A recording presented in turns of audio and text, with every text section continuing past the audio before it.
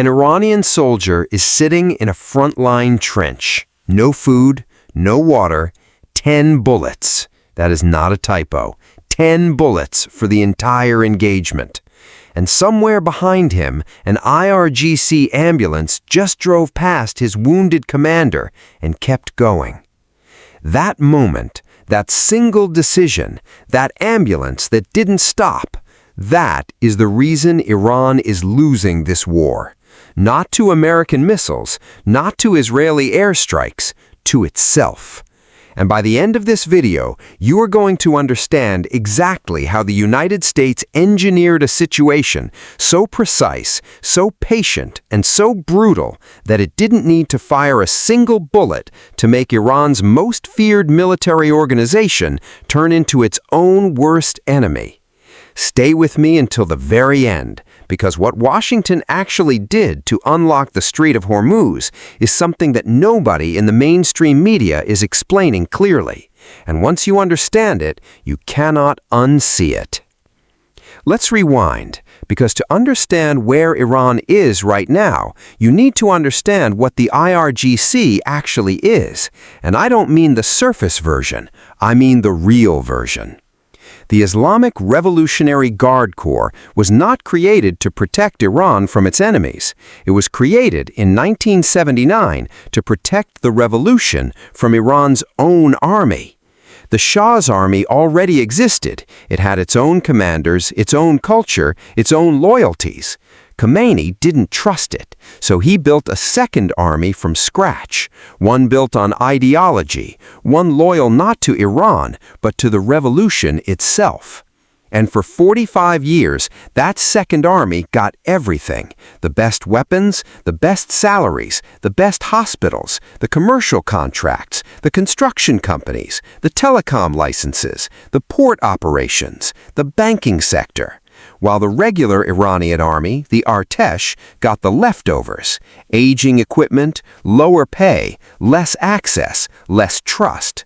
Not because they fought badly, because they existed before the Islamic Republic did.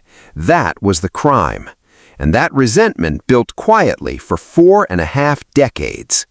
Now here is where the United States enters the picture. On February 28, 2026, a coordinated air campaign hit Iran. Within hours, the IRGC did what it had threatened to do for decades. It announced the closure of the Strait of Hormuz. Ship tracking data recorded a 70% drop in maritime traffic almost immediately. The strait, through which roughly 20% of the world's seaborne oil trade passes every single day, went dark. The IRGC expected panic. It expected Washington to scramble. It expected international pressure to build, because no country on earth wants to lose access to that waterway. That was the doctrine. That was the plan that had been rehearsed in Iranian war games for 20 years. Washington did not panic. It did not negotiate. It did not mobilize to force the strait open through a direct assault. It waited. On April 13, 2026, the United States Navy began blockading Iranian ports directly, not the strait, Iranian ports, specifically Karg Island, the terminal through which approximately 90% of Iran's oil exports flow, sealed completely.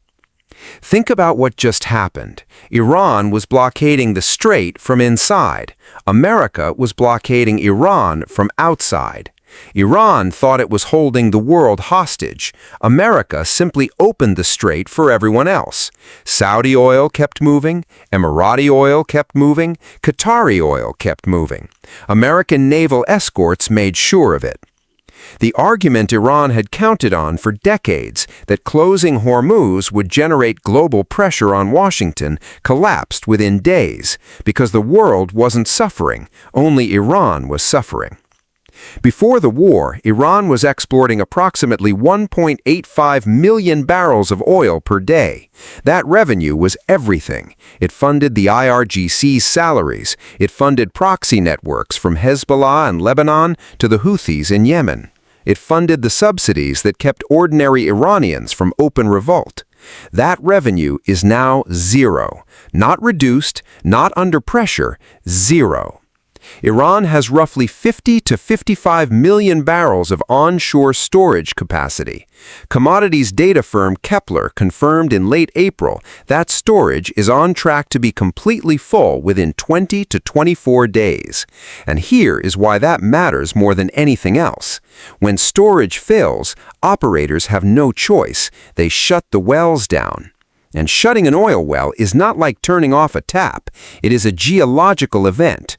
Reservoir pressure drops, water seeps into oil-bearing rock, pore spaces collapse, some wells never fully recover. Every day the blockade holds, the permanent damage compounds. The blockade isn't just cutting today's revenue, it is destroying the asset that would generate tomorrow's revenue. It is shrinking the economic benefit of any future deal, which makes a deal harder to reach, which extends the blockade, which causes more permanent damage. The trap feeds itself. But here is what makes this situation different from every previous round of sanctions against Iran. Sanctions can be endured. Iran survived 40 years of them. What cannot be endured is what the blockade made visible to every single Iranian citizen in the most undeniable way imaginable. Fuel lines in an oil-producing country. Iran is the world's fourth largest oil producer, and Iranians are standing in lines outside gas stations that have run dry. Hospital generators are running low. Factories are shutting down. The rial has hit its lowest recorded value in history, and state television is still broadcasting the regime's victory narrative, while the citizens watching it can smell the problem from the line they are standing in. That image, the fuel line in an oil nation, is not just economic data, it is a political weapon, and it detonates every single day in every city where those lines form, aimed directly at the one organization that caused them, the IRGC. Now we get to the part that nobody is covering properly. The part that explains why the ambulance drove past the wounded soldier and kept going. The part that explains why the most feared military organization in the Middle East is now facing something it was never designed to survive. There are two armies inside Iran right now. They wear the same country's uniform. They are fighting the same war. And as of March 2026, they have become enemies. Not rivals, not bureaucratic competitors. Enemies. Frontline Artesh units suffering serious casualties requested medical evacuation from IRGC forces operating in the same theater. The IRGC refused, not in one location, in multiple documented instances. Artesh soldiers are dying from wounds that could be treated, and every surviving conventional soldier who hears about this is running a calculation that the regime has no way to monitor or stop. The logistical situation on the front lines is catastrophic.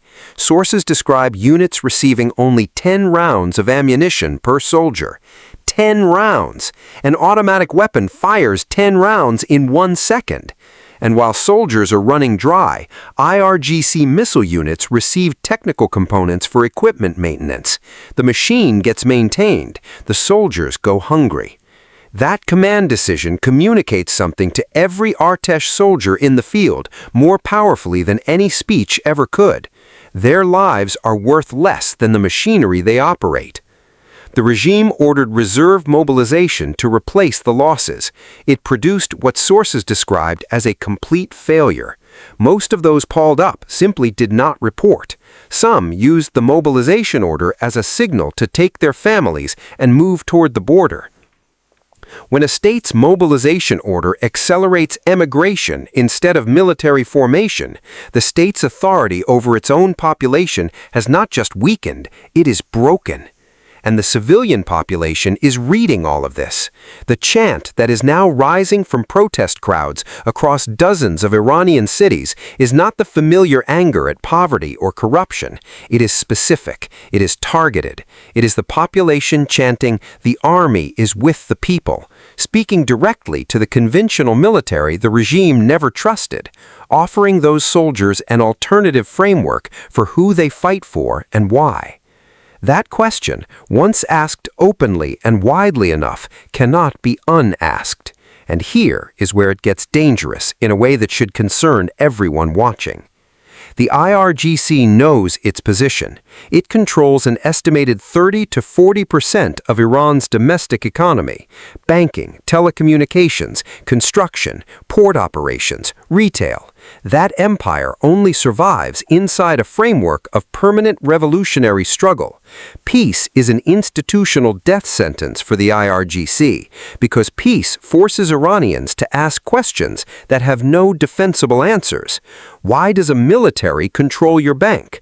Why does it hold telecom licenses? Why does it manage ports? These questions only disappear inside the narrative of permanent external threat. The IRGC cannot afford peace, which means every decision Vahidi is making right now, firing on ships that had already been cleared to pass, publicly humiliating the foreign minister while he is in the middle of diplomatic negotiations, escalating at exactly the moment the economic clock is running down, makes complete sense if you understand one thing. He is not trying to save Iran. He is trying to survive Iran's collapse by controlling the collapse. Chaos is useful to the IRGC. In chaos, the population is too frightened to sustain protest. In chaos, the diplomatic faction cannot negotiate anything stable. In chaos, the IRGC remains indispensable as the only organization with the suppression capacity to manage the situation. And a man with Vahidi's institutional history, commanding an organization with this structure, in a country that still retains meaningful portions of a pre-war nuclear program, making decisions optimized not for national survival, but for organizational survival, is exactly why Washington is watching every signal from Tehran with the kind of attention reserved for the most dangerous possible scenarios. The United States did not win this with missiles. It engineered a condition in which Iran's most powerful institution is now attacking its own government, abandoning its own soldiers, and making decisions that accelerate the very collapse it is trying to control. The trap didn't need to be tightened. It only needed to be maintained. The streets are burning. The soldiers are deserting. The storage tanks are filling towards capacity. The diplomats are afraid to speak. And an IRGC ambulance is driving past wounded soldiers in the same war it refuses to admit it is losing. The clock is running. And the only question left is whether anyone inside that fractured government still has the authority to stop it before the answer becomes permanent.